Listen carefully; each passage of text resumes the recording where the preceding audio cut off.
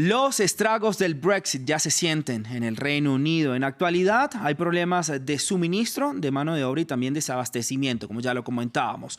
Los trabajadores europeos ya no llegan al Reino Unido y por esto muchos puestos, sobre todo considerados de baja calificación, se quedan sin cubrir. Ante esto, la Asociación Nacional de Porcinos aseguró que ya van por lo menos unos 600 cerdos que han sido sacrificados en ese territorio por falta de la mano de obra en mataderos y en general en el sector de procesamiento de la carne. El primer ministro británico, Boris Johnson, reconoció que los cambios tras el Brexit tomarán mucho tiempo. Y por ello ya quiero saludar entonces a nuestra primera invitada del día, es Joana Amaya, politóloga e internacionalista, profesora e investigadora de la Universidad Essex King's en Reino Unido y también de la UCL. Gracias a Joana por estar aquí con nosotros en Directo América en France 24. Ahora, la preocupación entre la población ahora es no solo la crisis de gasolina, porque si no se extiende más, ¿no? Como ya lo estábamos comentando, la falta de conductores, mano de obra para diferentes sectores que pongan en riesgo la Navidad, una época tan preciada para todos. Joana. Raúl, buenos días, gracias por la invitación. Ciertamente la escasez de conductores está siendo un punto crítico en el abastecimiento de productos y alimentos. La nueva política migratoria premia la mano de obra calificada, sobre todo a nivel de posgrado, pero no se pensó que este tipo de políticas que establecieron los conservadores pues generara un desabastecimiento general de mano de obra de servicios básicos después de la pandemia. Si bien en la vida cotidiana no se perciben esos efectos más allá del desabastecimiento de gasolina, no ha habido aún un desabastecimiento serio de alimentos, por ejemplo.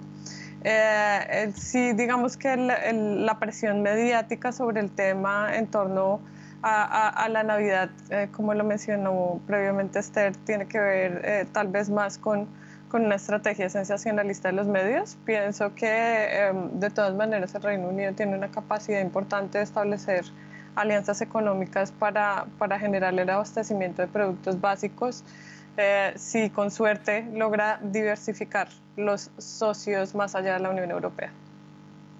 Así es, Joana. Y le pregunto entonces, ¿cómo afecta todos estos desafíos a las finanzas públicas del Reino Unido? Hay que tener en cuenta que más allá del efecto del Brexit tenemos de fondo la pandemia.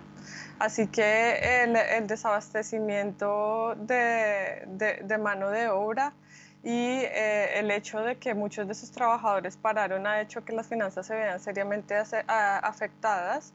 El ministro o la cartera que podríamos llamar de Hacienda, de Minister of Exchequer, ha anunciado que subsidios y políticas importantes para apoyar a los trabajadores que pararon.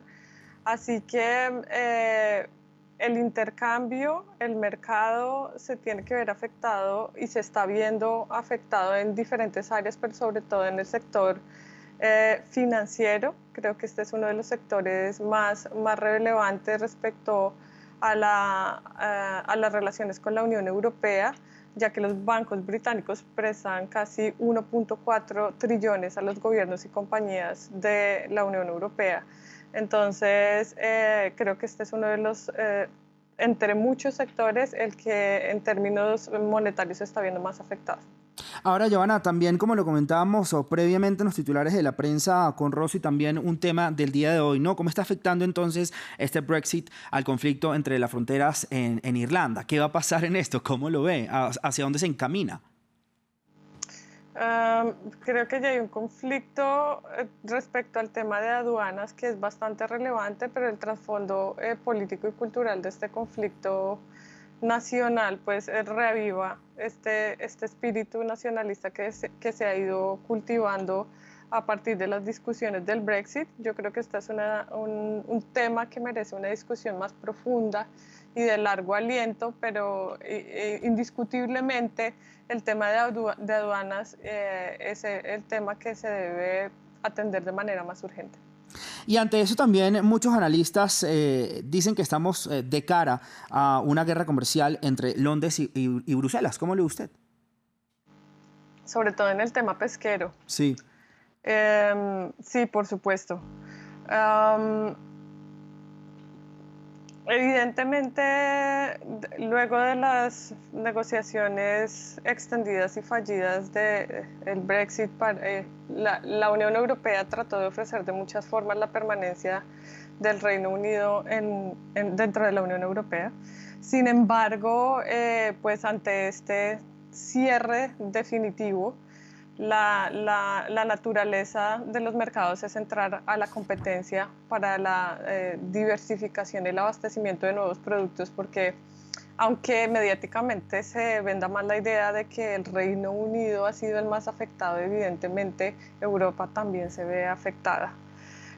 Sobre todo, como lo mencioné anteriormente, en el sector financiero, y esto hace que pues, estos dos gigantes se robustezcan para entrar a competir en el mercado y en la adquisición de nuevos socios y en la expansión de nuevos mercados. Joana, ya antes de despedirla, quiero preguntarle ¿hasta cuándo podemos ver esta crisis? ¿Se va a agravar? Esta es una crisis de largo aliento. Estamos hasta ahora en el periodo de ajuste. Todas estas políticas tienen implicaciones no solo nacionales, sino evidentemente a nivel internacional y en el comercio internacional, que en un periodo no menor a 5 años tendrán efecto. Pues Joana, gracias por su tiempo, por su análisis de lo que está pasando con el Brexit, los estragos que ya empieza a sufrir Reino Unido, también por supuesto del lado de la Unión Europea. Y pues, ¿qué va a pasar? Ya lo veremos a lo largo del tiempo. Gracias, Joana, por estar con nosotros en Directo América.